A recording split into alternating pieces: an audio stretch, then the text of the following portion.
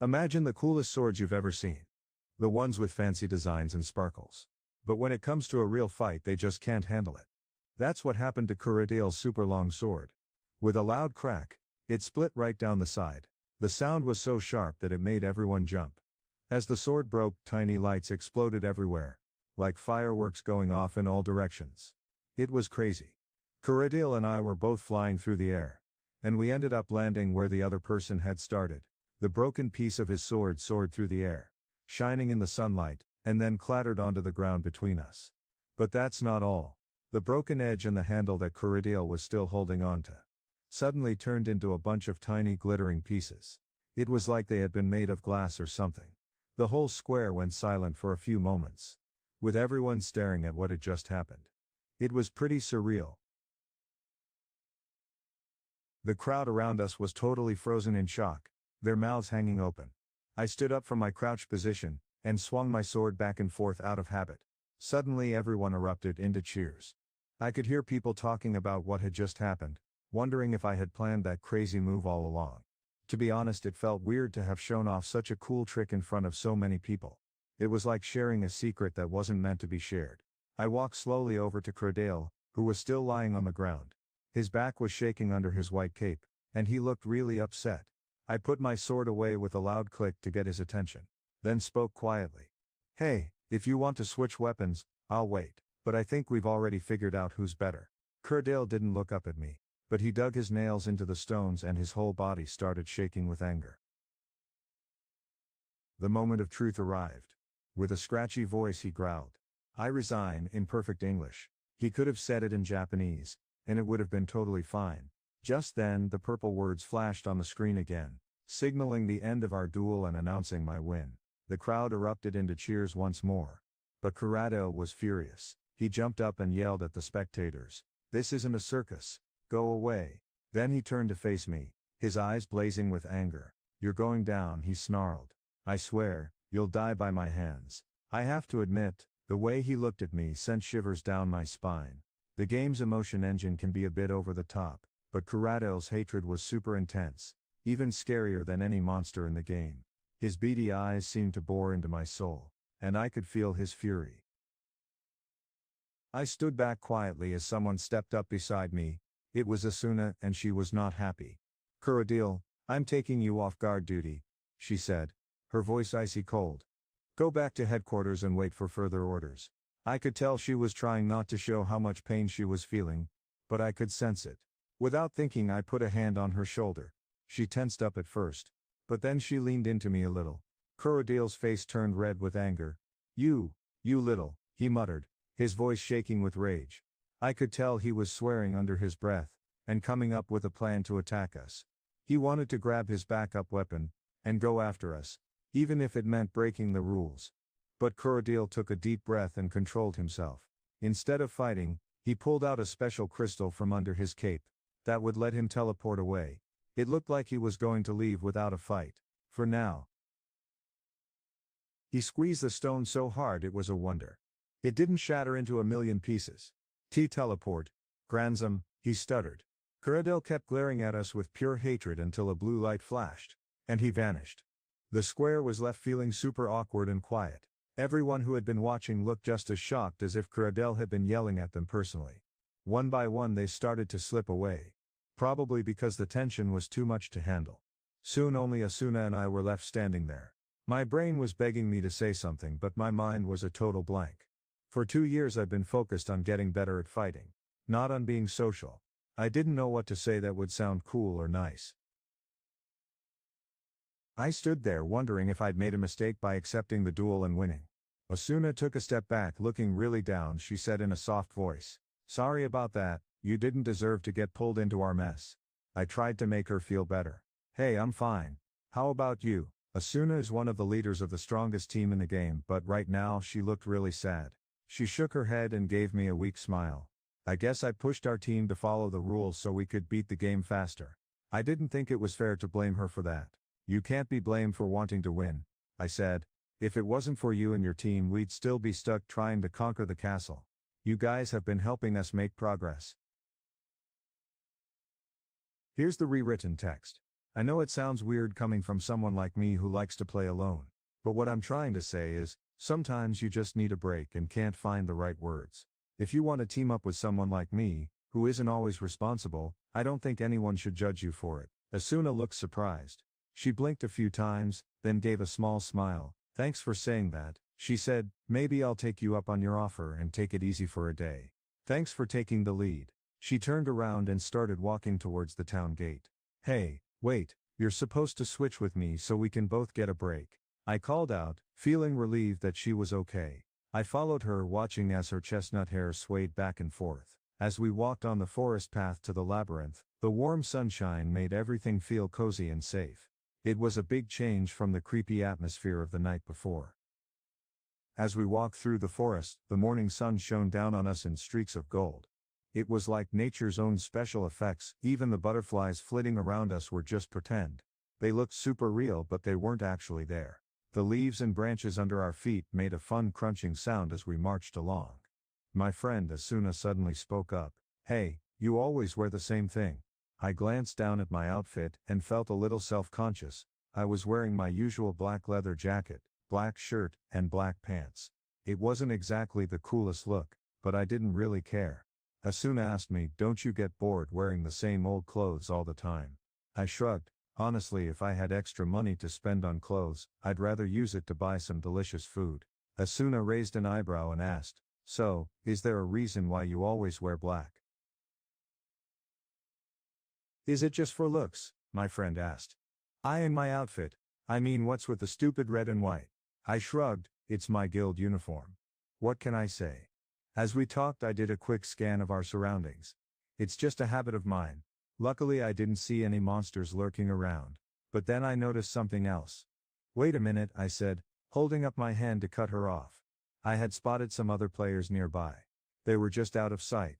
But my search scan picked them up. I focused on the area behind us. And suddenly several green dots appeared on my screen. These dots represented human players. My friend looked at me curiously, but I didn't say anything yet. I was thinking about who these players might be. Probably not a group of troublemakers. They usually pick on weaker targets, and avoid the strong players like us, who hang out near the front lines. Here's the deal. If you committed just one crime in the game, you'd be labeled as a criminal for a pretty long time. Your cursor would even turn orange to warn other players. But that wasn't what was bothering me. What really caught my attention was how many new players were showing up and how they were organized. I pulled up the map so Asuna could see it too. The map showed our surroundings, and with my search scan I could see a bunch of green dots representing these newcomers. There were 12 of them in total. That's a lot, I said. When you have too many players in a group, it can get really hard to manage. Usually 5 or 6 is the perfect number. But what was even weirder was how they were moving.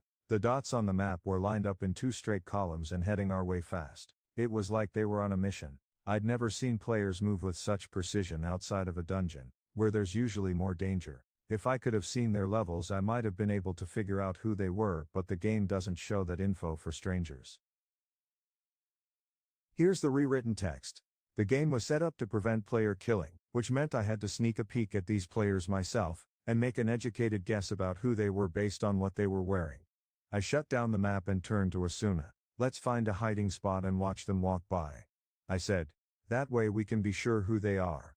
Asuna nodded, looking a bit nervous. We slipped off the path and climbed up a small hill, hiding behind some bushes that were just about our height. It was the perfect spot to spy on the road without being seen.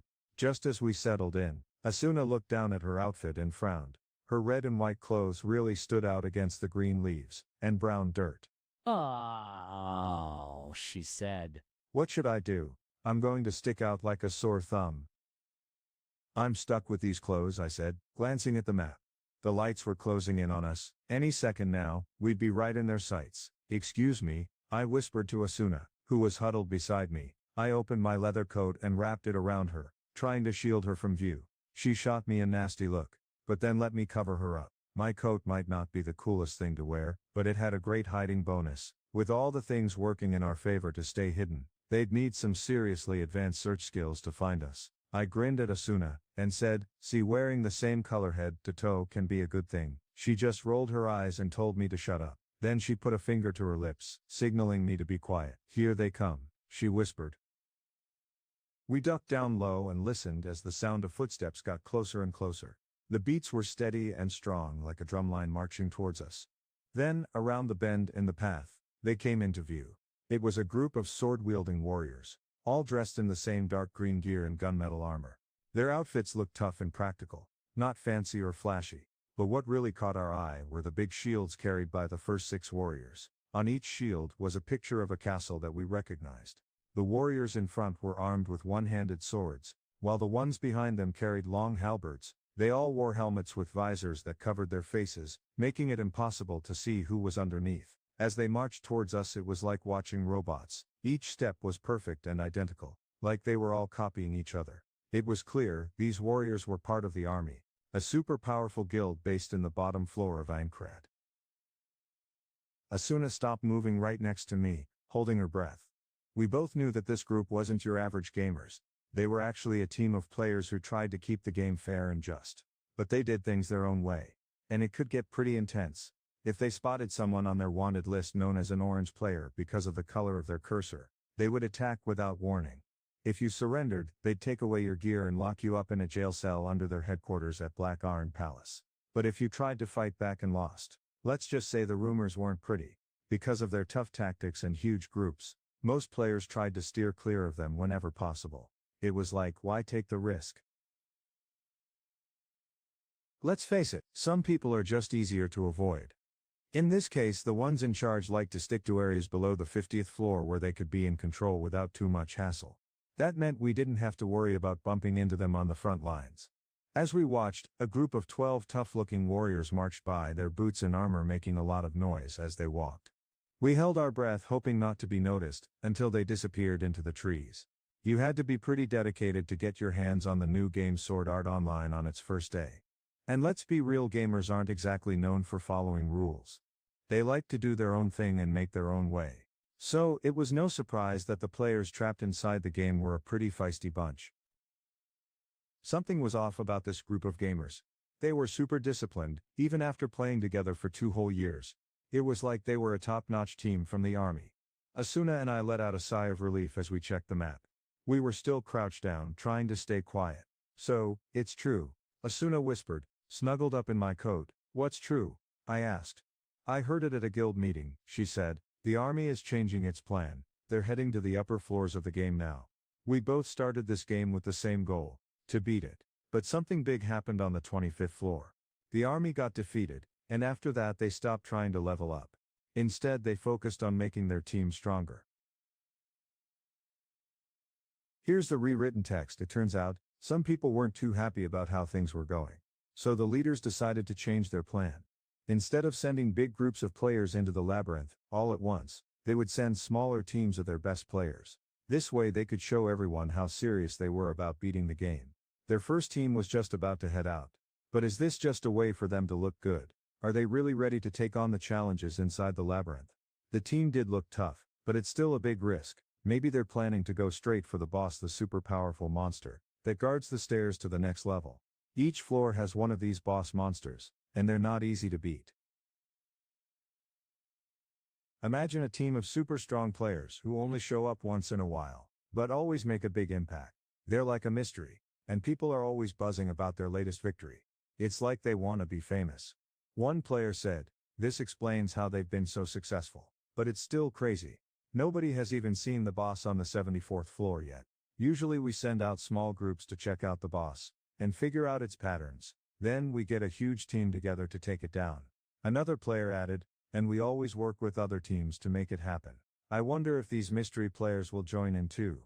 But then someone said, "Let's not worry about that right now. They can't be crazy enough to try and beat the boss without a plan.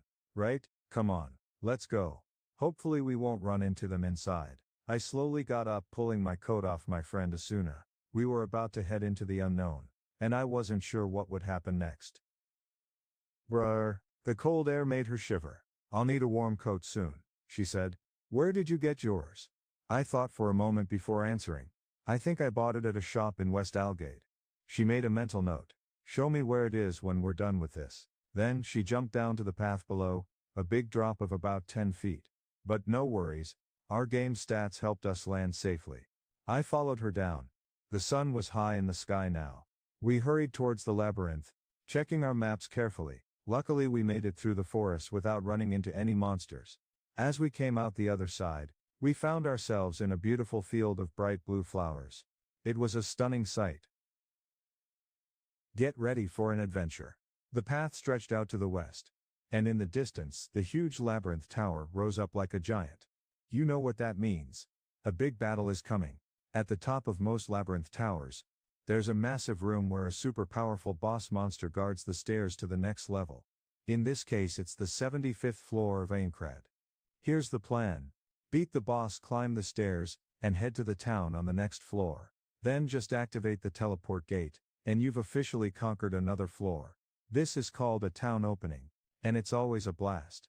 Players from lower floors rush in to check out the new shops, and find cool new stuff.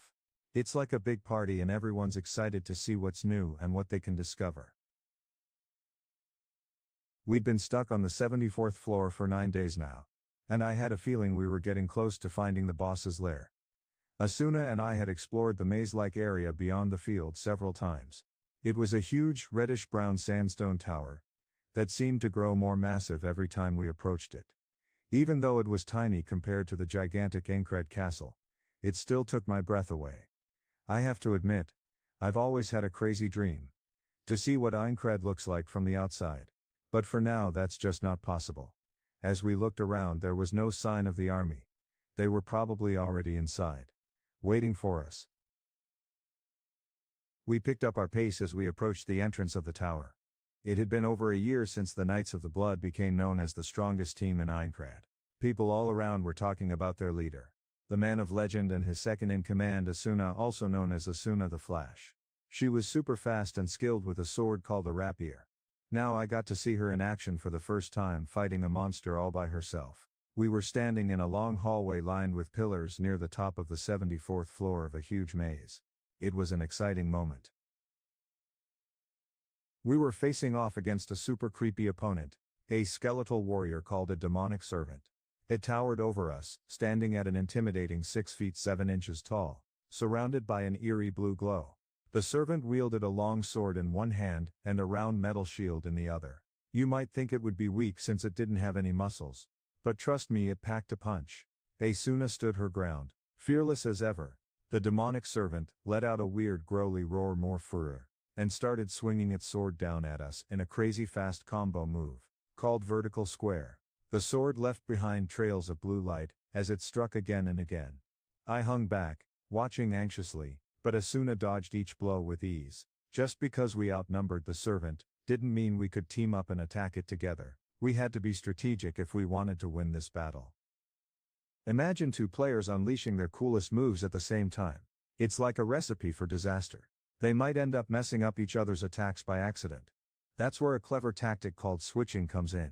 It's like a secret strategy that players use to work together seamlessly. Asuna just dodged the last and biggest attack from the creepy demonic servant. The monster was now stumbling around off balance. Asuna saw her chance and struck back with her super fast rapier. She stabbed it again and again, hitting the skeleton right in the middle. Each hit didn't do a ton of damage, but they kept coming one after another. The skeleton's health bar started to shrink. Asuna did a 3-part combo, stabbing the skeleton with lightning speed. Just when it was about to recover and block her next move, Asuna spun around and slashed at its legs. She was like a ninja, quick and sneaky. Asuna's sword flashed upward in a diagonal slash, hitting her target with 2 powerful thrusts. Her blade sparkled with white light. And I remembered that this was her famous star splash move, 8 swift strikes all in a row. Rapiers like hers aren't usually the best choice for fighting skeletons, but Asuna's skill is amazing. She hits her mark every time. Watching her fight was like seeing a beautiful dance. Her sword moves were so cool and powerful that they took out a big chunk of the skeleton's health. I was totally caught up in the action until Asuna yelled out to me. "Kurito, switch," she shouted, as if she had eyes in the back of her head. I snapped back to attention and grabbed my sword. "Yeah, got it," I replied. Just then Asuna unleashed a strong single strike, and it was my turn to join the fight. The tip of our sword slammed into the skeleton's shield, sending a burst of sparks flying everywhere. But this was all part of our plan.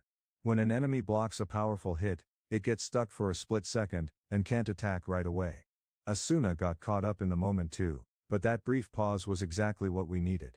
I quickly jumped in front of the skeleton, taking Asuna's place. This was our switch move, my sneaky tactic, where one of us creates an opening for the other to jump in and attack. I checked on Asuna out of the corner of my eye, to make sure she'd moved back far enough. Then I sprang into action, leaping straight at the skeleton. Here's the rewritten text. Asuna was a total rock star at this game, and she could definitely hold her own in a fight. But when it comes to battling bony enemies like the demonic servant, slashing attacks are usually way better than poking them with thrusts. I mean, have you tried hitting a skeleton with a jab? It's super hard to land a hit on those skinny bones. If we had a mace, that would be even better. It's perfect for smashing skeletons, but neither of us had learned how to use one yet. Luckily, my vertical square attack was just what I needed. I landed 4 perfect hits in a row, and huge chunks of the skeleton's health disappeared. The best part: the skeleton was really slow to react. You see, the bad guys in Sword Art Online aren't very good at handling surprises. They get confused when you change up your attack plan. It took me forever to figure this out when I fought a lizard man the day before. But with Asuna by my side, we could switch up our plan and catch the enemy off guard in just one move. Being in a team is one of the best parts of going on adventures. I blocked the bad guy's attack with my sword, and then used a super cool move that would win the fight. I swung my sword down and to the right, and then quickly flipped it back up like a golfer swings their club. Every time my sword hit the skeleton, it made a loud chunk sound and burst into orange sparks. The skeleton tried to lift its shield to block one of my high attacks, but I caught it off guard with a surprise punch to its left side. It stumbled backward and couldn't stop me from landing a powerful sideways slash. Here's the rewritten text. I struck again, this time hitting the enemy's right shoulder. My tactic was unusual. I tackled the foe to throw it off balance. This move was part of a special combo called Meteor Break, which only worked if you knew martial arts. My string of attacks had already taken out most of the enemy's health. To finish it off, I used all my strength for a powerful horizontal slash. The 7th and final hit was a blast. My sword left a glowing trail as it sliced deep into the skeleton's jaw. With a loud crack, the skull flew off, and the rest of the body crumbled into a pile of bones. Asuna gave me a congratulatory smack on the back. "Nice job," she said with a grin. I put away my sword and we kept moving. We didn't have time to divide up the loot just yet. This was our 4th battle inside the labyrinth, and so far we'd barely gotten hurt at all. As I fought, I loved landing big, powerful blows one after another. My friend, Asuna, was different. She was super fast and mixed up her attacks in cool ways. When we worked together, our styles actually fit perfectly. We could overload the game's computer brain not in a super tech way, but just by using the game's rules, and take down enemies quickly. It seemed like our skill levels were pretty close too. As we made our way down a really long hallway with lots of pillars, I kept a close eye out for trouble. Luckily, my search skill helped me spot any hidden dangers, so we didn't have to worry about surprises, but I still listened carefully to the sound of our footsteps bouncing off the stone walls. The weird thing was, there weren't any lights in this maze-like place, but everything was lit up with a spooky blue glow anyway. I scanned the hallway carefully, watching for any signs of danger. As we climbed higher, I noticed that the walls were changing. At first they were made of a reddish-brown stone, but as we went up they started to look more greenish, like they were wet or something. It was pretty cool, and I wondered what other surprises this place had in store for us.